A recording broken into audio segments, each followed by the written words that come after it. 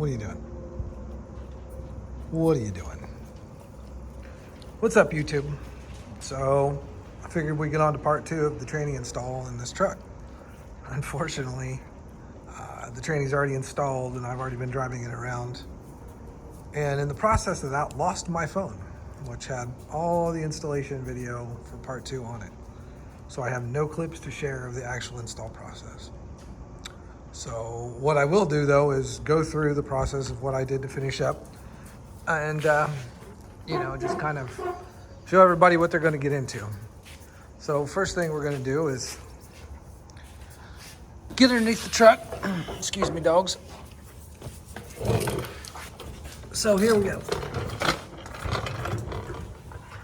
So the first things first, I was able to utilize the factory cross member. All I had to do was scoot it back, drill some new holes, and I even used the factory the factory transmission mount from the top loader.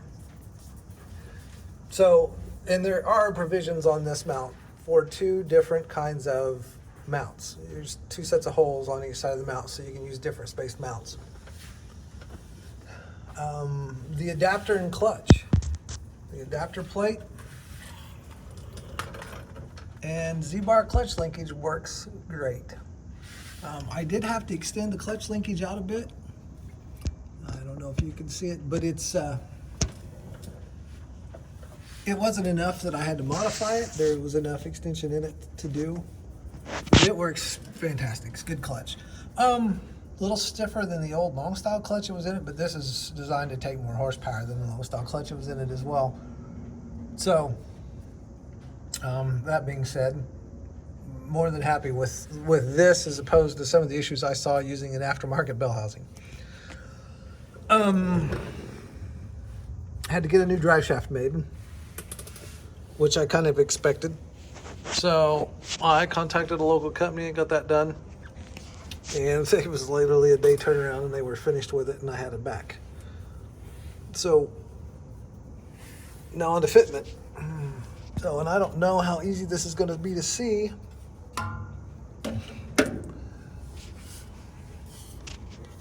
But there is no room between this transmission and the factory low hump floor. I say low hump being the trucks that come with C4 transmissions. If you got a C6 or a manual, you got a removable hump.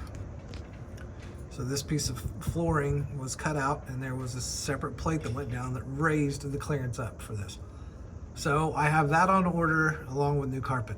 So when that all comes in, I'm going to fix this area right here from the top loader and cut out this entire floor and give myself more clearance. The clearance isn't as big of an issue. I've driven it. It does not make any noise. It doesn't vibrate, doesn't rub. But the angle of the drive line, and I say the drive line, the engine and transmission is angled back about 6.5 degrees with this current setup. Ford, I think the spec was 3 degrees angle. So by installing that hump in the floor, I can put, if my math's right, it's going to be a 1/2 inch spacer in here. And that will get that angle back the way it's supposed to be for the engine transmission combo. And will keep me completely in spec with my driveline angles, so that's good. So let's take a look inside real quick and see what the floor shifter looks like. Not ideal, but not awful. It come in pretty close to what I expected it to. So as you can see, it's pretty close to the bench seat. But you have full range of gears, So that's your gate, 1st, 2nd, 3rd, 4th, 5th, in reverse. And it doesn't hit the bench seat ever. Silver Sport transmission does have a shifter with an offset base. I may or may not go to it. I may just go with the stock base and a shorter shift throw because, granted, it's not a long shift, but it's not a super short one either. So that's something to, play with in the future.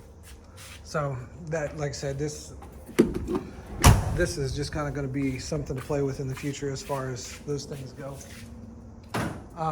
Glad I stuck with the mechanical linkage. Glad I did not go with a hydraulic clutch. Very glad I went with the 327 first. So I'm running a 26.5-inch tall tire with a 355 rear gear. And I was back and forth because with this transmission, you get two options of gears. You either get the 287 first or the 327 first.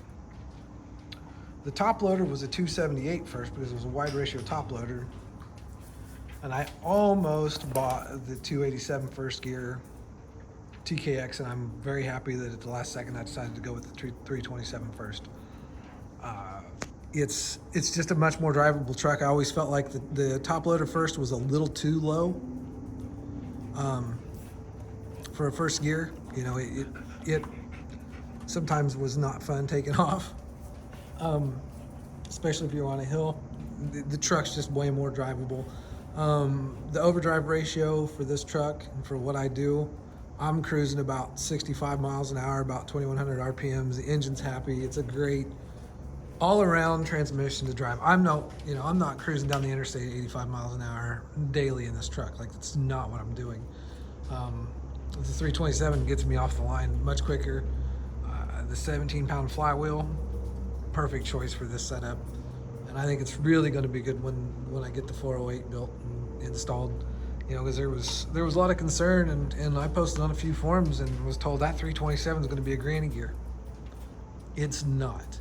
With my tire size and gear combo, it is not a granny gear. It feels like if Ford would have done it from the factory almost to me, from some of the Ford vehicles that I've driven in the past. It just feels that good. So I'm super stoked that I went with the 327 first. But that's really all there is to it. Once you get past the adapter, cutting your floor up to fit the shifter, everything else is kind of bolted. You know, you got to move the cross member, drill a couple extra holes, have the drive shaft shortened. So I have a confession. I attempted to shorten my own drive shaft.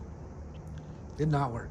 You know, I'm genuinely a DIY guy. I like to do things myself. I really enjoy just kind of doing things myself. It's an opportunity to learn new things, new techniques, you know, kind of, you know, just expand your abilities. Drive shaft shortening is not a thing, and I didn't anticipate balancing. I thought I would shorten it and take it in and get it balanced. Nope, 100% wrong. I put it in first gear while it was on jack stands and looked and noticed it was wobbling a little bit, and this was at idle. And I kind of worked through the gears, and by the time I was idling in fifth, I thought it was going to shake itself off the jack stand. So that's not only hard-on stuff, but it's just, you know, it's dangerous at that point. So yeah, you know, there's some things you just got to save for the professionals. So that's really all I've got as far as the 5-speed install goes. I hope to get a driving video up real soon, take everybody for a ride. Now, if you're wondering why it's back on jack stands, well, check out the next video. There's something I'm upgrading a lot sooner than I expected to be upgrading. So if you want to check that out, yeah, just keep an eye out for the next video. Thanks for watching.